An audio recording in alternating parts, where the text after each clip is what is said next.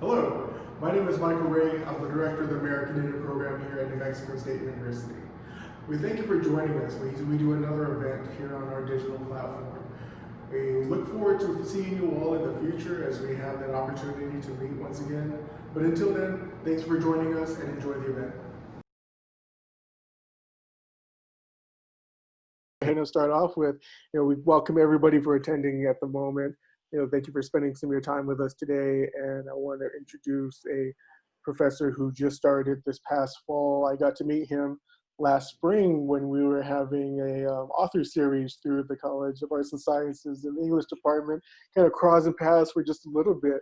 But this is one of the things that we got to see when it comes to that conversations that get to happen. And now I get to call Dr. Brandon Hobson, a colleague in the College of Arts and Sciences, as opposed to just a guest in the College of Arts and Sciences. But for that, Dr. Brandon Hobson from the College of Arts and Sciences in the English department. Go ahead. Okay, well, yeah, thanks for that introduction. So I just to give you a little bit of background about myself, I'm from Oklahoma originally, lived there my whole life, and got my PhD from Oklahoma State University in the English department with the emphasis in creative writing. I did a creative dissertation, which I later published, became a book called Desolation of Avenues Untold. Kind of an experimental novel, playing with form a little bit. And that's kind of what I've carried over to teaching here at NMSU as a fiction professor, is my love of not only Native American literature, but also literature that pushes the boundaries and does work that we see that is considered sort of non-traditional, I think, in terms of a narrative. And some Native writers, of course, you're probably familiar with Leslie Silko, and not only with a book like Ceremony, that's a book of hers that's taught a lot, but the Almanac of the Dead is a very, very big, difficult, innovative novel that Leslie Silko wrote. Another Native writer who's young is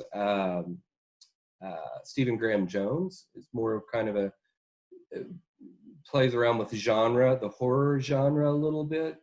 And so that my dissertation at Oklahoma State, I was playing with form a little bit. And so I got my PhD there, and have moved down here to Las Cruces. This year, being my first year as an assistant professor, I've taught workshops, undergraduate and graduate writing workshops. I hope in the future that I'll be able to teach through the English department the Introduction to Native American Literature, which I know hasn't been taught in a while. From what I understand, it's been a little while. And I've talked to Don has talked to me actually about that course and bringing it, which is really exciting to me. So I'm hoping in the next year or so I can teach that course. But in the fall, I'm teaching what's called a form and technique class in the undergraduate and on the graduate level. And form and technique really looks at you don't have to be a fiction writer. You certainly, play with poetry or with essay form, but most of our reading will be fiction, novels and short stories. But the form and technique is more of a craft level class that looks at more innovative ways and less traditional ways of how a book is constructed, and how it's structured, or how a story, and looking at storytelling through various lenses rather than just a traditional one-person narrator. And so we'll be looking at we'll be looking at various books in that, and also doing some creative exercises that explore non-traditional ways of writing. And I'm always interested too, of course, in culture and how students can incorporate their culture and into their work. And so that's what I have going on for the fall. And again, I'd like to hope that in the spring, I'm hoping in the spring or the following, maybe fall of 2021, teaching the Introduction to Native American Literature class. But I'm really, really happy to be here this year. And this is a strange time with transitioning all the classes and everything online. But a little bit of background quickly about my work. Other than my dissertation, I did publish a novel called Where the Dead Sit Talking, which deals with a Native American, specifically a Cherokee Nation teenager placed in a non-Native foster home, and sort of bonds with another Native teenager, a girl named Rosemary. And this boy is very obsessive and is trying to also deal with his mother being adjudicated for a nonviolent crime. Oklahoma, one of the things that this novel I was really interested in exploring was that people are locked up for nonviolent crimes and for drug possession crimes, and that happens a lot, at least in Oklahoma. I think it happens in a lot of places actually, but I certainly don't want to get political, but that was one of the reasons that I was interested in focusing on various issues in terms of this novel. But the book did go on to be a finalist for the National Book Award, which I'm very proud of, and opened up a lot of opportunities. But it was really the first book where I wrote about Native issues. And I knew that there weren't many books out there exploring the foster care system in terms of Natives, and specifically a mixture of Natives and non-Natives. I know that the Child Indian Welfare Act allows for kids to be placed within tribes. However, that doesn't always happen. So I wanted to explore a lot of.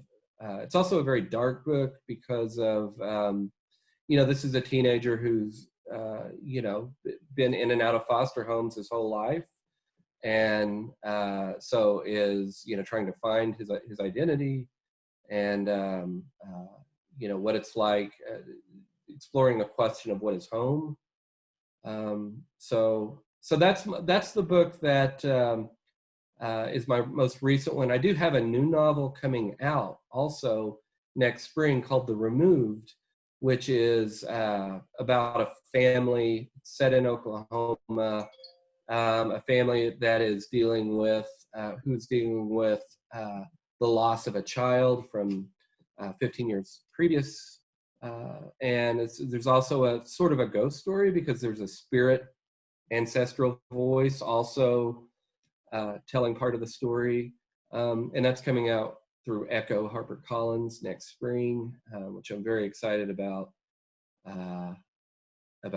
So it's supposed to be February 2021. So, a lot of my writing classes, I don't like to talk in class about my own work. I'd rather talk about other people's work, of course. And especially right now, I feel like there are a lot of really good young Native American writers out there. Layli Long Soldier is a poet who has won awards and is just doing this amazing work. Kelly Jo Ford is a new writer who won the Paris Review Prize last year, and I actually gave a blurb for her novel and stories coming out called Crooked Hallelujah. And, I'd like to get her to come down to read at NMSU also, but it's her first book. David Heska Wanbley Wyden is another writer who has a first novel coming out. Erica Worth, they're Tommy Orange. There are a lot of new Native writers that it's a very exciting time, because I think now that publishing is finally starting to see, and that's an area that I feel very strongly about. I always try to support as many Native young writers that I can, and so I incorporate a lot of their work into my classes, so yeah, it's a real exciting time right now. Are there any questions specifically? Anybody have any questions? Want to jump the gun? Be the first person? Maybe I'll get it started then. Okay. Yeah. So I know you mentioned Native American writing at the beginning of what you're talking about, and sometimes how that can be kind of pushed off to the side in its own specific area. But you also mentioned some of the other genres that a lot of our Native American writers are looking at going on into. What is, but also you mentioned previous authors like Leslie Marmon Silko, who have incorporated traditional aspects into their books and works, and have, in some communities, not really been welcomed in having that conversation brought out.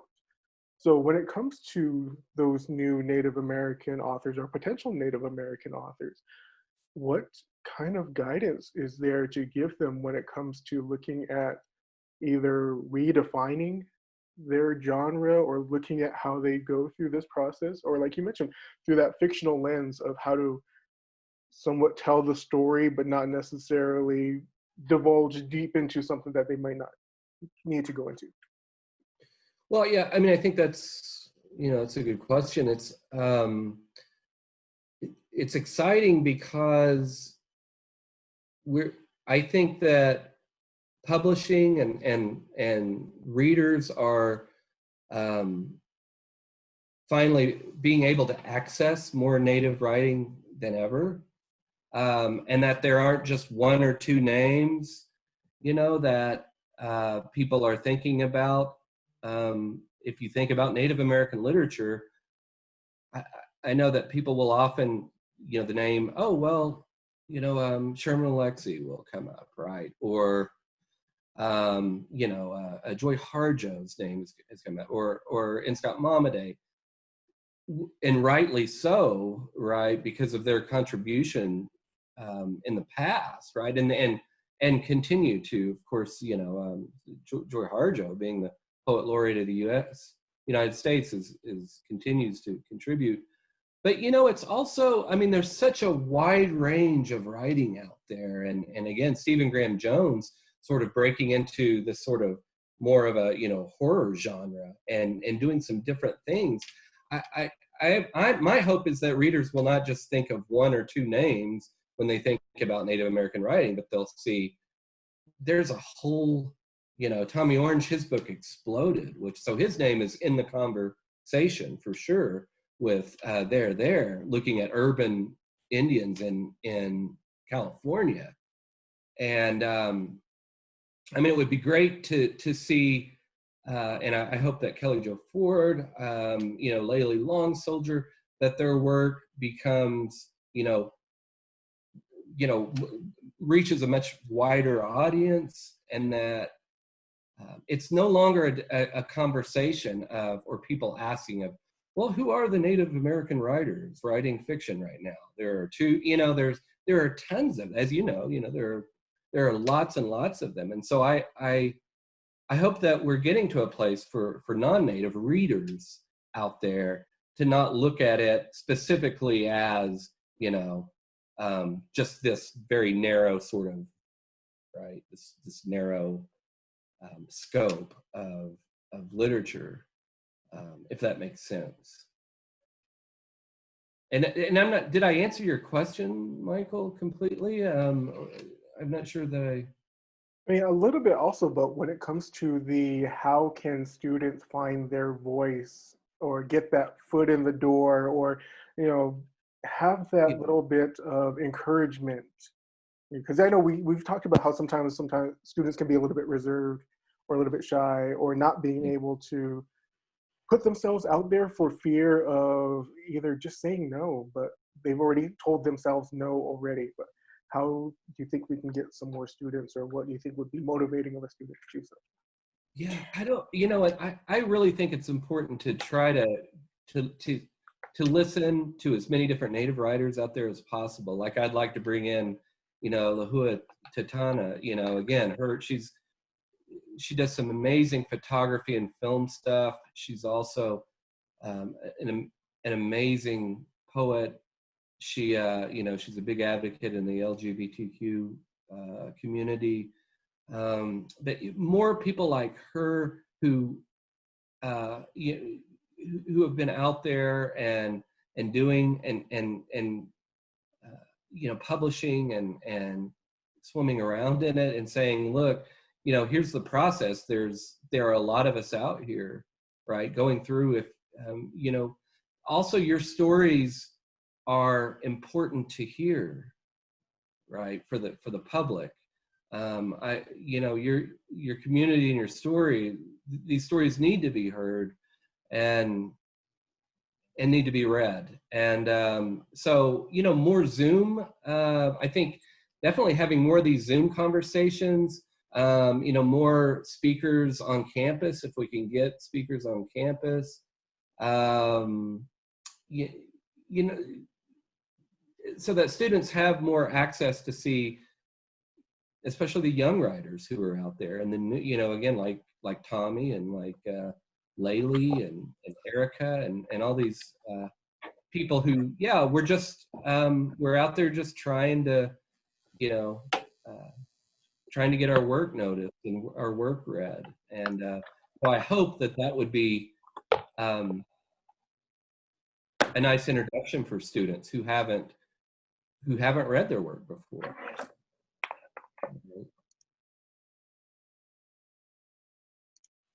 Okay, and I think Patrick, you had a question. Yeah, I do. Sorry that I'm late, you know, running around, zooming off. But I think I heard you mention that there's kind of this increased visibility of particular authors and writers. What do you think that's contributed to? Some changes in society, changes in our educational system, personal changes?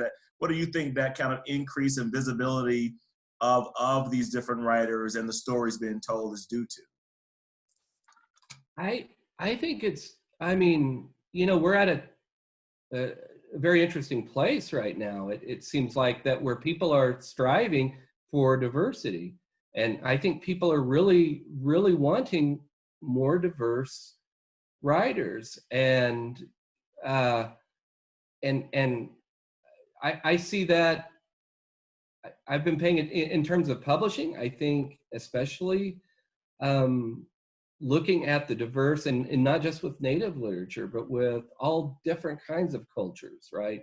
Where, you know, look at book award finalists and long lists and winners, and look at that it's no longer, you know, just for a long time, I think, especially in publishing, it was just sort of a, you know, the you know, select group of people. And I think that now it's really, I think readers are beginning to want to see a wider range, which is a great thing, right? I mean, that's that contributes to literature. And so, you know, with getting more diversity, I mean, I'm involved in conversations in terms of publishing and magazine and journal and book publishing a lot. And I know that with younger editors now, the editors and editorial staff at these places are more diversity being hired. So they're on the lookout for more diverse voices as well. So that's a good thing. It's, just not one select group, or, I think we're seeing, especially more in terms of gender, much more women in editorial roles than in publishing than what we've seen before. My agent and editor are both women and who are brilliant. I mean, it's amazing the magic that they have done with my books, and so that's good that we're getting to see a lot more women editors, a lot more and culturally diverse staff as well.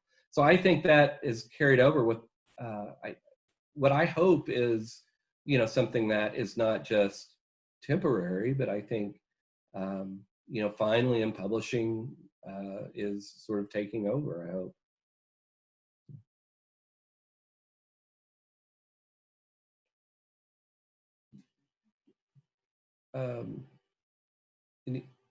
Any other questions coming up? Did that answer, Dr. Turner? Did that?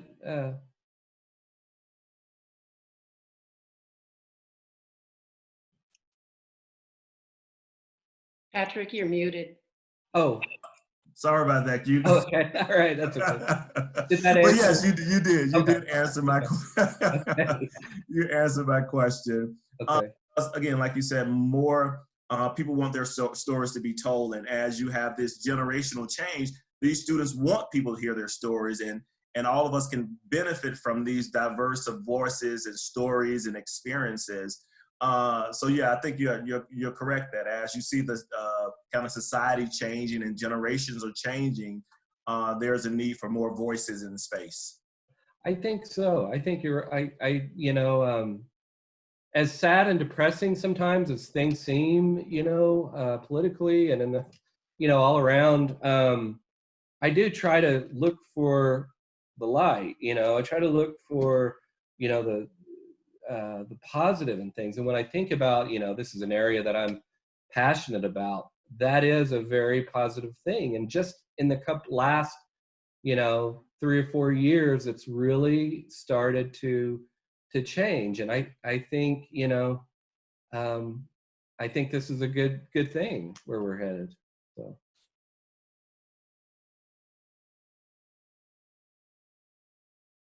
And Michael, I was going to ask you what do you think that at least, I mean, having more sort of Zoom, these types of Zoom, at least in, until maybe through the winter, I don't know. But having other writers, would that, do you think that would be beneficial for our students, or, artists and? I definitely do. One of the things we're looking at is continuing having a Zoom presence when it comes to the on-campus events we have, whether it be just setting a laptop pointed towards if we have somebody who's going to be in person. That way we can go ahead and have this opportunity. But also when it comes to if, we know sometimes the schedules of those artists can be very demanding. And if this is something where they can Zoom in and talk to our students, that could be a great opportunity to also, be where they're at on the other side. Yeah, I think, right now, because, bringing them out to campus, it can get expensive. Mm-hmm. But I think being able to record might be a good thing for our students. So I may reach out if that's okay. I may reach out to a few people and see if they would be interested. Great. Yeah, let's do something when it comes to this, because I know we're having a series, continuing the series next week. We're going to have Dr. Lee Francis. He's the founder of the Indigenous Comic-Con, which now has become Indigipop X, talk about how popular culture has not been sharing an accurate representation about Native Americans from the word go. Right. And how he, through comic books or graphic novels and other artists, have been able to tell that story in that visual media as well, kind of going back into those visual stories, pictograms that we used to have and still have in our national areas and in our tribal communities, of how to share that story, how to share those ideas and thoughts. Yeah, and I have a filmmaker friend, Sterling Harjo. I don't know if you've seen any of his films or heard of him, but I think that's another area, filmmaking, that it is hopefully starting to. I know that in books and writing, we're starting to see more of a change, but I'm kind of curious myself, how that falls over into filmmaking and um, animation and short films, and Sterling's one that he's out there doing it, and so he might be kind of he's a really funny, outgoing guy, and so I think students would really find him funny, and so I should reach out to him. Yeah, I just recently watched Mako a couple months ago, and we Oh were yeah. been sharing with Brittany the 1491 stuff that he's been Oh doing yeah. with the group over there. So Yeah, Sterling, a guy named Ryan Redcorn, he's lived fairly close to me in Oklahoma, is part of the 1491s. They do some funny stuff. But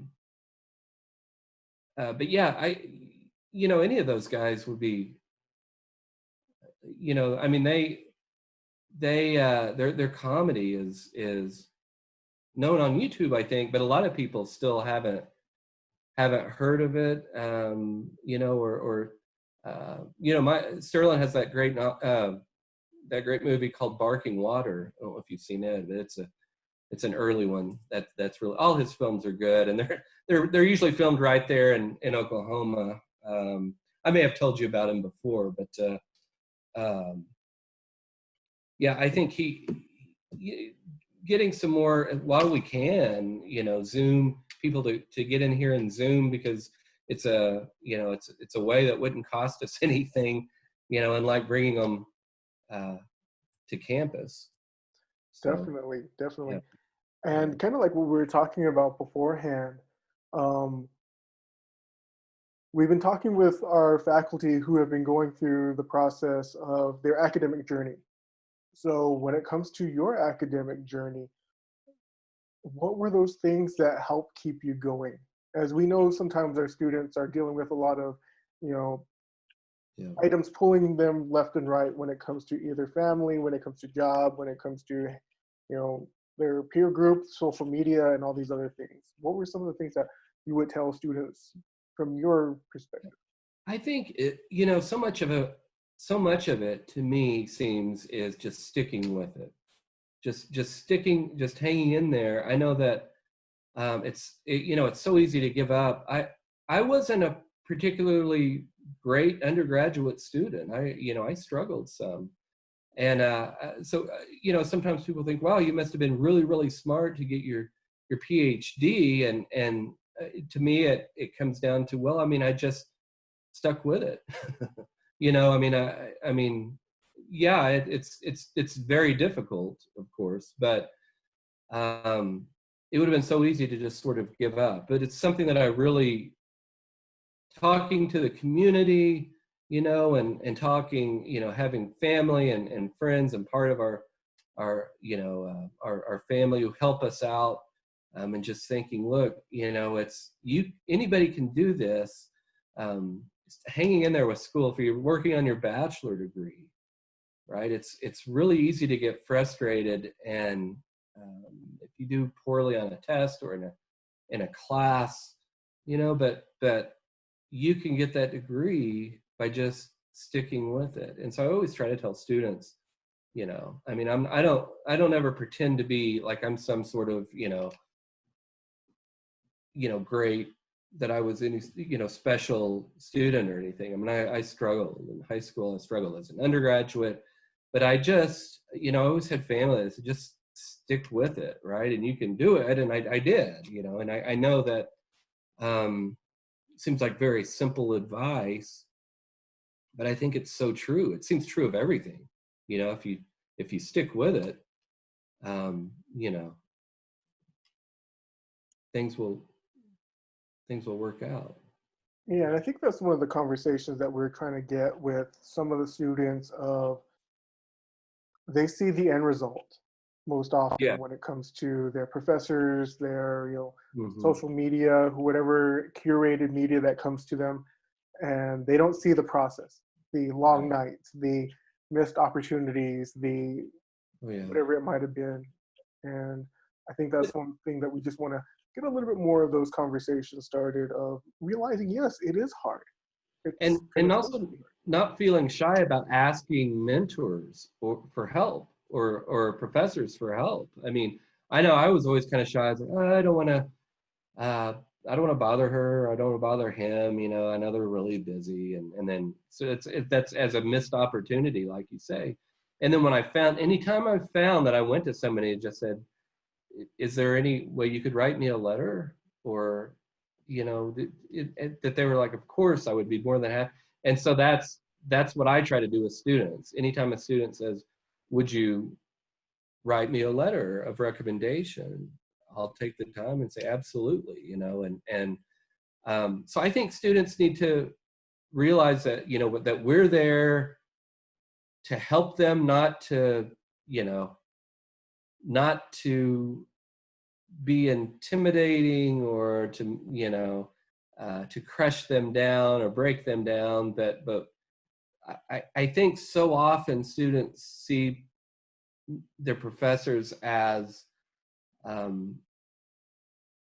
challenging in terms of, I'm not sure that they like me, right? I know I felt like that a lot. I'm not sure that, I don't know if this person likes me, right? You know, and it's not like that at all. And I always try to have an open, you know, conversation at the beginning of classes. Look, I want everybody in this room to succeed in this class.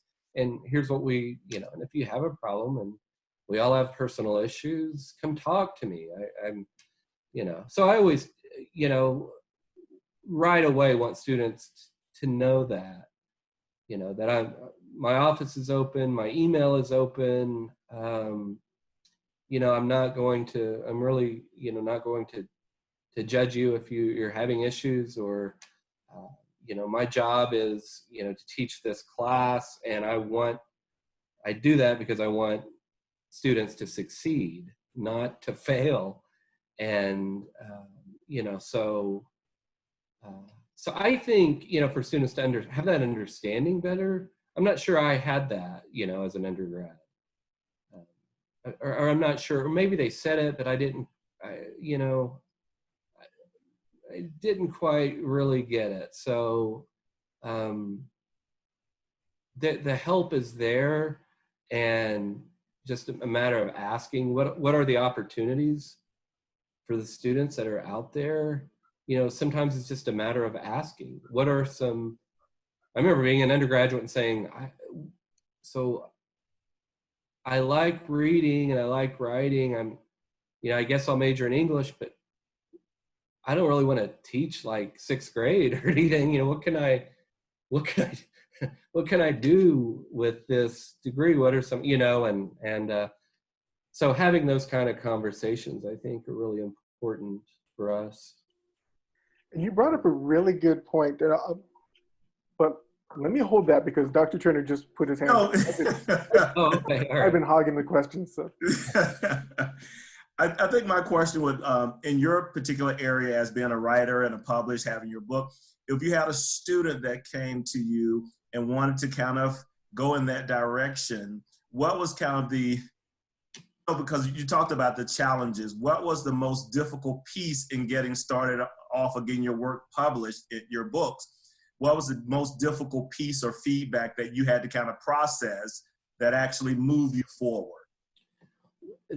Well, that I would probably say learning to deal with rejection, and not taking it personally.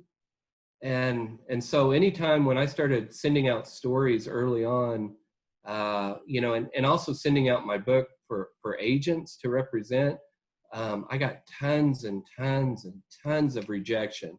And a teacher told me early on, when you get those magazine rejections or journals, all those, don't throw them away. You keep them and tape them to a board or something in your room or in your office. So I had all these different, and pretty soon they lose their effect. The more you look at those, the more I looked at those slips of rejections, the more they, sort of just dissolved away. And so it became a lot easier to realize, that's just one place.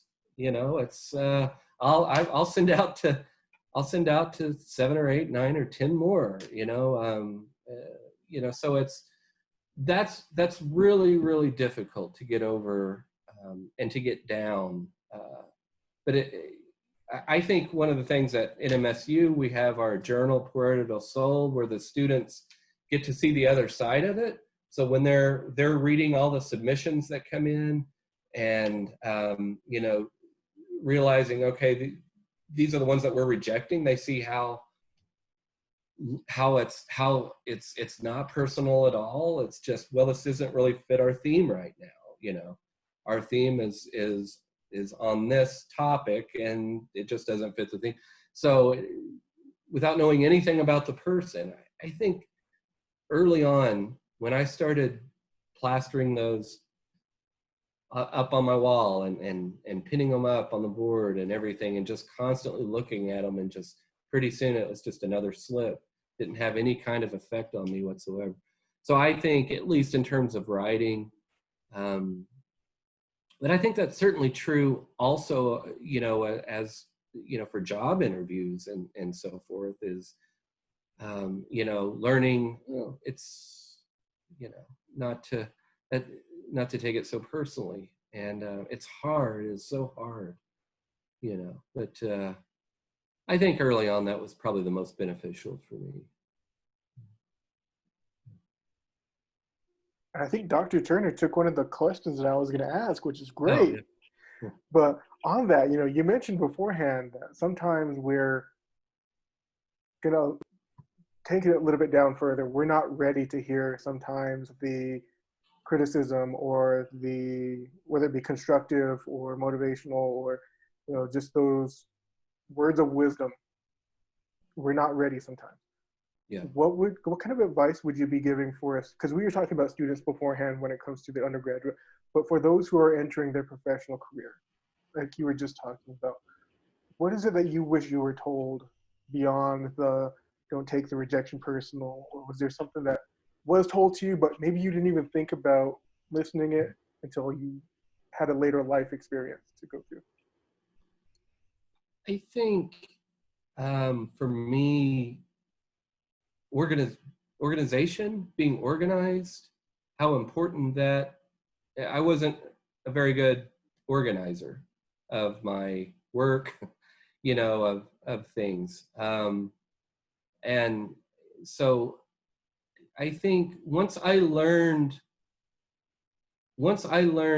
to accept that, right, and try to work on being a better organizer, I think that really, really helped me. And in terms of time management, for example, because my time management, I always felt like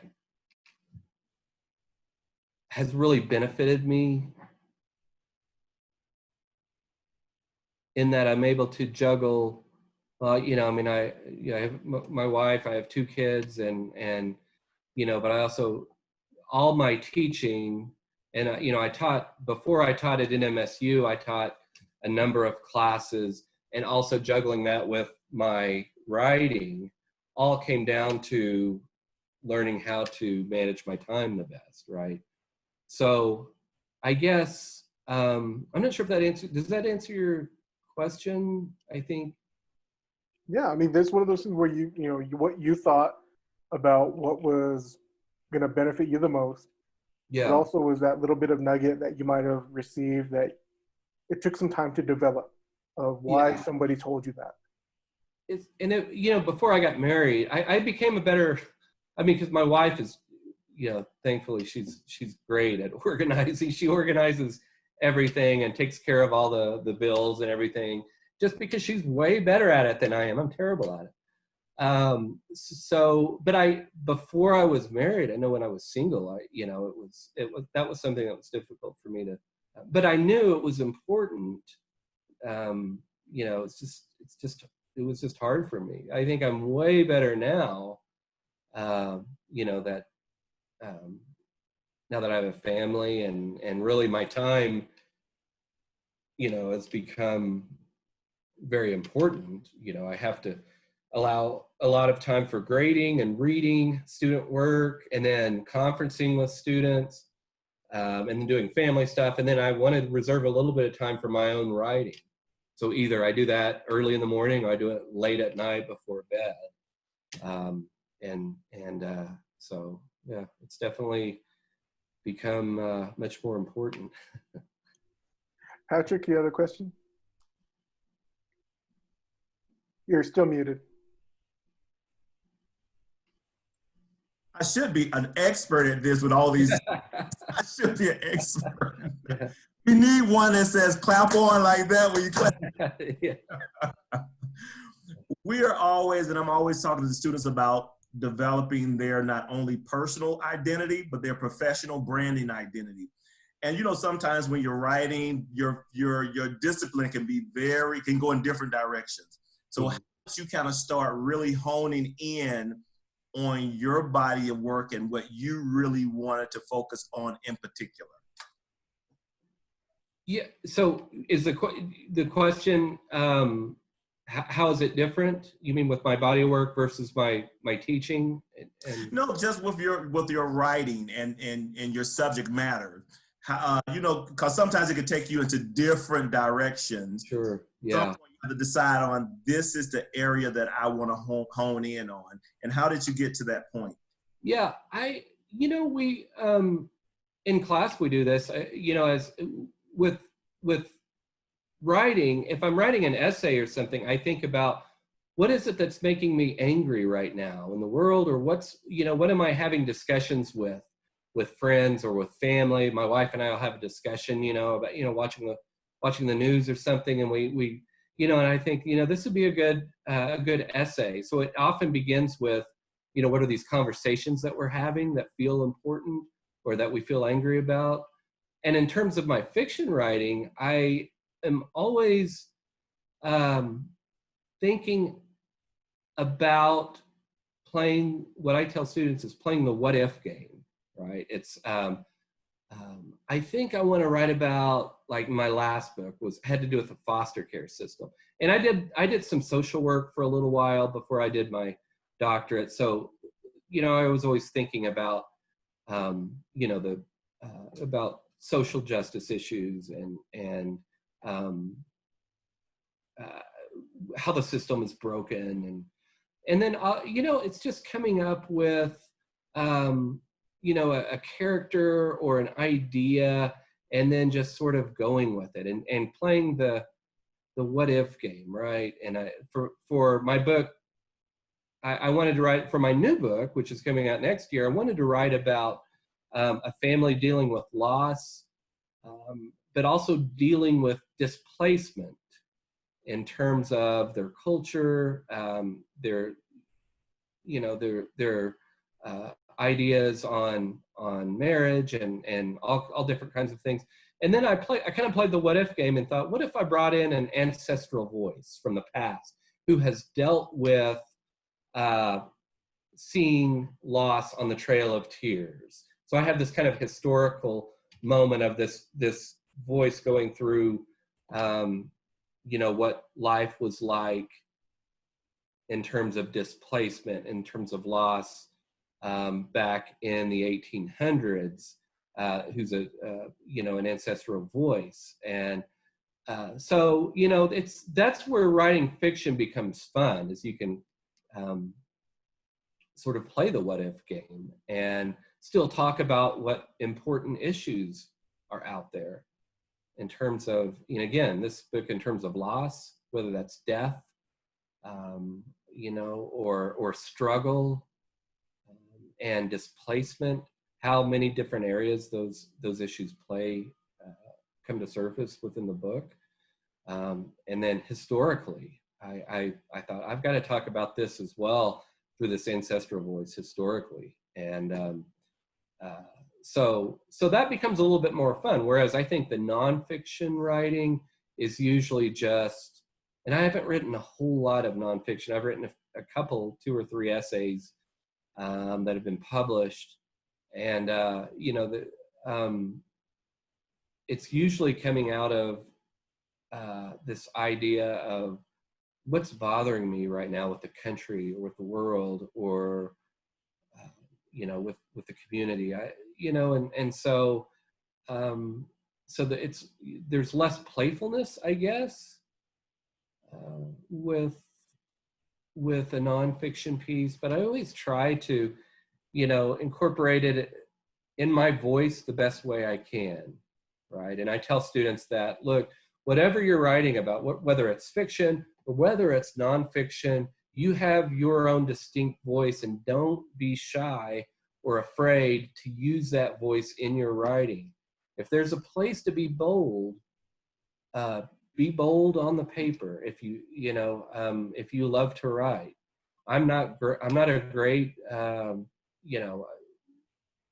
not a confrontational person really at all. And so, but I feel like on the paper, I can be very confrontational about issues, right? But it's, even though face to face with people, I might struggle debating an issue so part of that comes out of this, learning to embrace a confidence that on paper, if we don't like it, we can always delete it. On paper, if we don't like it, if it's not working, we can rewrite it and revise and keep revising until it gets to a point there that's one of the other joys of writing as well. So, Cynthia, I do have a question. You raised the issue of social justice. And at New Mexico State, as you said, we haven't had a Native literature course in a number of years. I'm over in the College of Ed. We haven't had a Native education course, an actual course in how to teach in Native communities for 15 years. So how do we incorporate those things into the existing curriculum? And that's my question for you. And then Patrick, I'll turn to you in student success. How important is it for kids to know that that exists on campus, even though it may not be titled Native literature? I mean, I hope through clubs and organizations like American Indian Program, where I can say, look, and we just sort of spread the word, this is a Native American literature class, and I'm able to put flyers up and have a thorough course description that might interest people with some names that they don't recognize, or talk about creative activities and guest speakers. And that's a class that I would really like to incorporate a couple of different Zoom or Skype or whatever. I know someone like Laylee Long Soldier would if she has time, would love to come in and talk to the class. So I think there's some real opportunities with the technology in that class that in terms of advertising, right, to get enrollment in that class could be noted, right, where it's not just Native American literature, we're reading 7 novels and taking a test, right? That would be a terrible, So, I mean, having more sort of guest speakers and creative activities, I think, involved in that class is what I would try to, and open up the class, to a discussion and for others who aren't even in the class to come during the Zoom conferences with some of the writers that we're reading.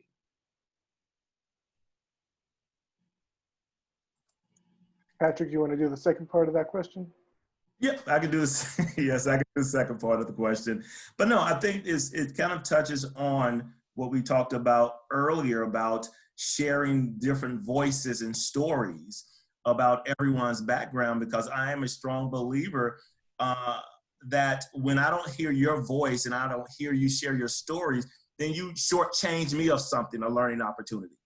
You know, and I think that's what we're doing with a lot of students on campus when we don't get to have courses like that, a curricula like that, that you're shortchanging the students' learning opportunity, you're shortchanging the community, because again, oftentimes it was our differences that people use to keep us apart. And right now we should be using those differences for inclusion.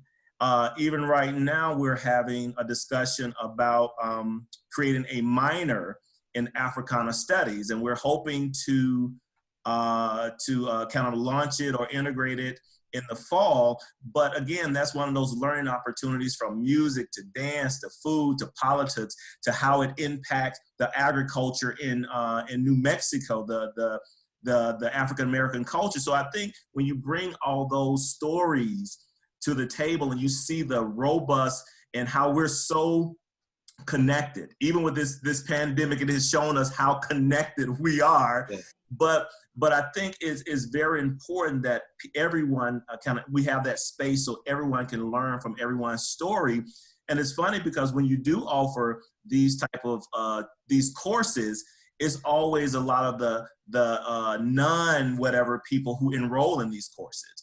You know, so it's not just like, oh, we're having African-American a curricula for African-Americans or Native Americans for Native Americans. You find out that there is an interest across race and ethnic lines that people want to know, because the more you know about other cultures, you see how we're, in some cases, we're different, but then in most cases, we're more similar than anything. But I'm always on that kind of that opportunity for learning, that when you don't hear, when there's a voice that's absent, you kind of shortchange everybody else of that learning opportunity. Yes. Yeah, I would agree with that 100%.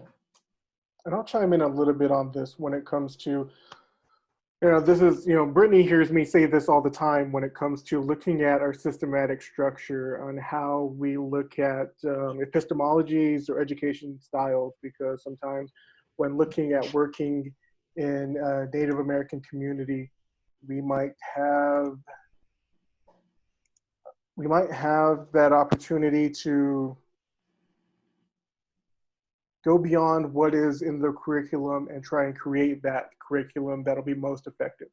We were talking about learning style inventories of how various communities might have different types of learning styles that are more culturally relevant to what has been taught through their formative years.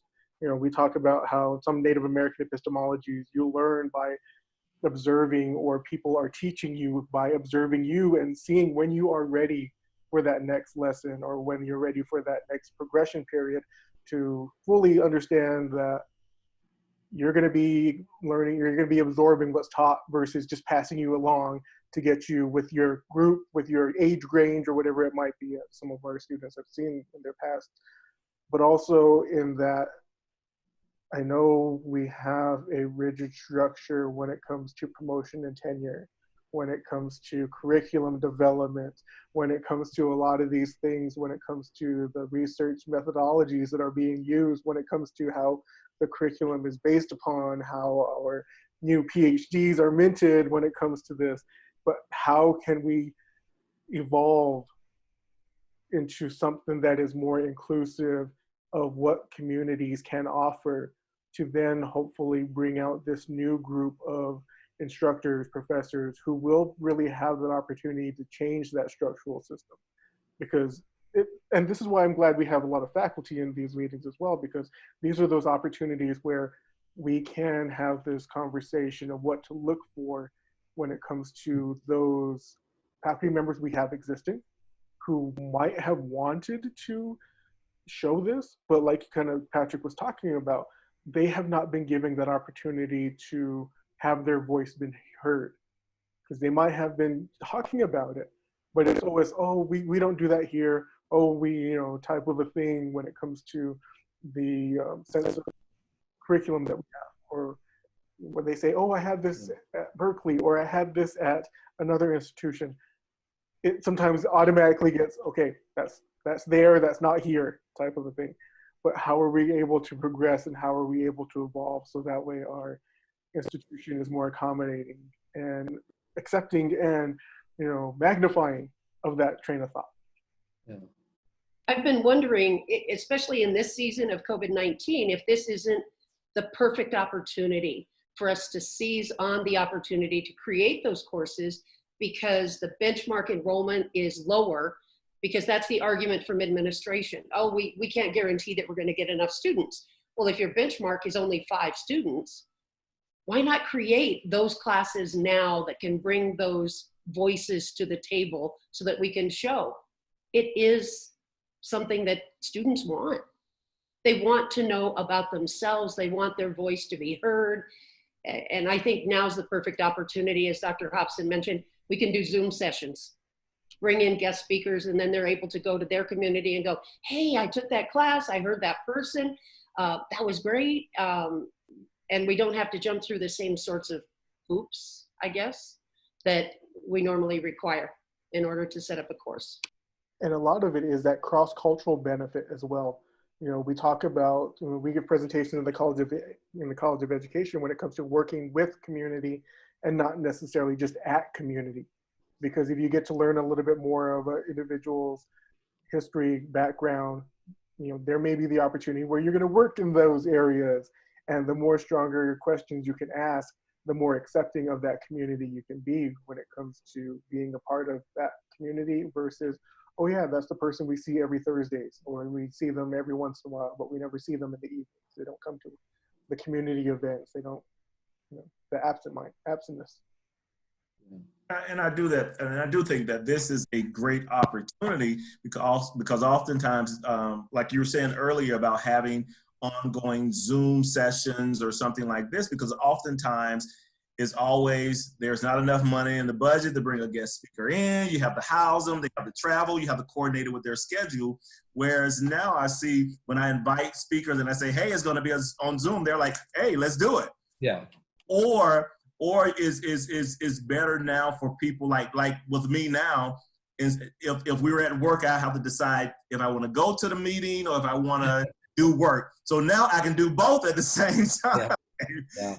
So I think this is an opportunity to kind of use technology and really kind of create that interest and kind of bring those voices into the space. Because I think if we start advertising these more, that you'll get more staff, more faculty who will Zoom in, because again, you can do it from your home. Yeah. So Brandon. Go ahead.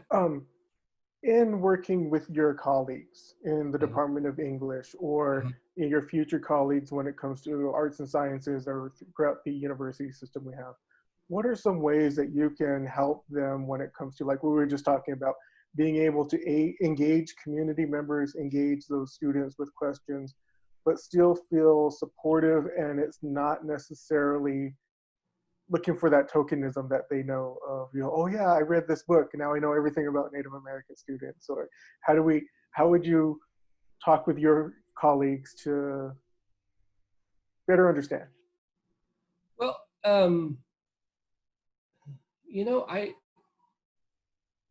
if I can get them to sort of understand, and I don't know, I mean, you know, I'm still so new, I'm not sure what, you know, where they are in terms of, you know, if anyone else is interested in, you know, teaching some other types of courses, or if I'm the only one. I've only talked to, you know, to Dawn about it. But I mean, I would love for them to see, you know, for me to have conversations if they're doing a specific type of genre class, right? For me to say, you know, well, here's Stephen Graham Jones, you know, and he's a native writer who is, you know, writing, you know, within the genre, you know, and sort of opening up. I mean, that maybe it's me having conversations with them to figure out, you know, where they are in terms of looking at other possibilities to branch out a little bit. I don't know. What do you think? What is? I mean, again, I think this is that long-term conversation that we're going to be continuing Yeah, to have. And I just want to yeah, get your input on this because I know we're going to be, through the Diversity Council, going to be hosting a town hall when it yeah, comes to the external diversity review team yeah. that came in. They're going to be sharing the results of what they met with. But also, as we move forward, as we're talking about, how can we better equip our own faculty when it comes to working with students as opposed to just teaching at students. Right, right. Yeah. I mean, I know in terms of diversity, like the way I'm sort of gearing this form and techniques class in the fall is looking at, I mean, making sure that the students know, look, I have a wide, diverse range of writers here. You know, I have Native American writers, but I also have Korean writers. There's a Japanese writer. There's an African American writers on there, and so I have a wide variety of books that we're going to, by number of writers, and incorporating that into the conversation. You know, thinking about, let's look at, if there's an umbrella sort of topic, it's diversity always, only because I'm interested, you know, but and how that plays a role in terms of, you know, the structure of the book, or, you know, the way the book is crafted. So yeah, I think those make for really interesting conversations in the classroom. So yeah. Great. Well, if anything, I want to be respectful of everybody's time. Is there any other questions that we have as a last round of questions? One quick, if Michael, if there's, I'd be happy to contact a few people, to do a Zoom and sit in on it as well.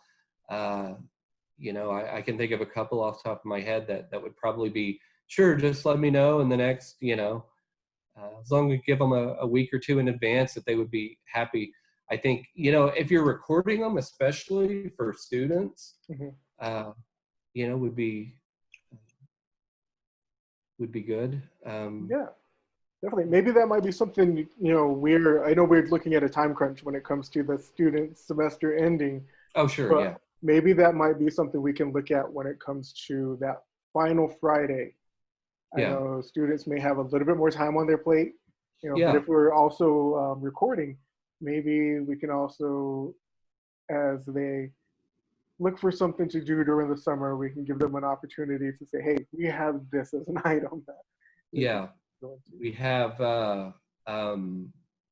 you know, these recorded that they can, you know, talk about. I think with the Zoom session, you know, a couple of writers, but not just about writing, but also about, you know, their struggles, you know, and these same kind of questions, you know, how they, you know, we all have different stories, and I think would be, you know, having a diverse number of speakers would be helpful, I would think. Yeah, for sure.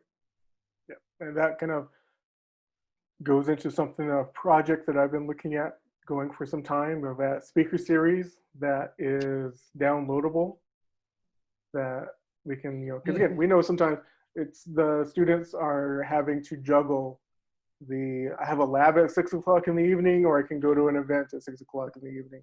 I don't yeah, know how we're going to be looking at this moving forward when it comes to the evening labs. We may have a little bit more of them because we may have to offer more sections of those labs for social distancing.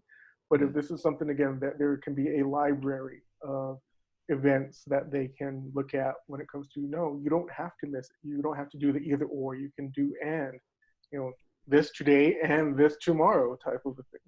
yeah. Yeah, I think a speaker's, you know,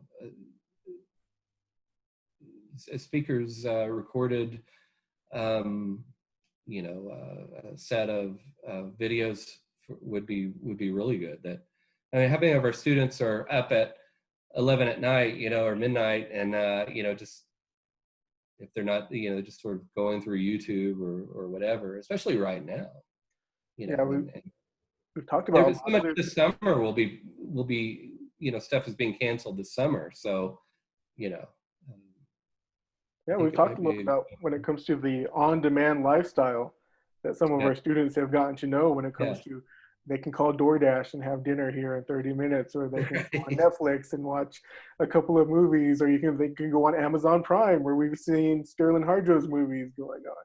You know, right, could they yeah, also be getting some of this co-curricular experience that, you know, when they're ready at 2 o'clock in the morning, see this presentation that we had at 5 o'clock this afternoon. yeah, yeah, definitely. Well, thank you everybody again for attending. We will look at continuing our conversation next week with Dr. Lee Francis IV. And he's the owner of Red Planet Comics over in Albuquerque, New Mexico. Also the founder of the Indigenous Comic Con, which now has become Indigenous Pop X.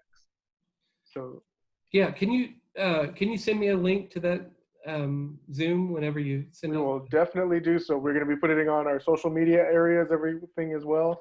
So if Okay. you know of somebody who should have been in this conversation as well, we are going to be continuing the conversation next week. So definitely, we look forward to seeing those who can attend. But thank you for your time, everybody. It was great Yeah, seeing the faces. You know, when it comes to, sometimes we get to see them in passing on campus, sometimes we get to see them on Facebook, but now we have the interaction that we have going on. yeah. Thank you, Dr. Turner, Brittany, Cynthia, everyone. I appreciate it. Thank you as well. Okay.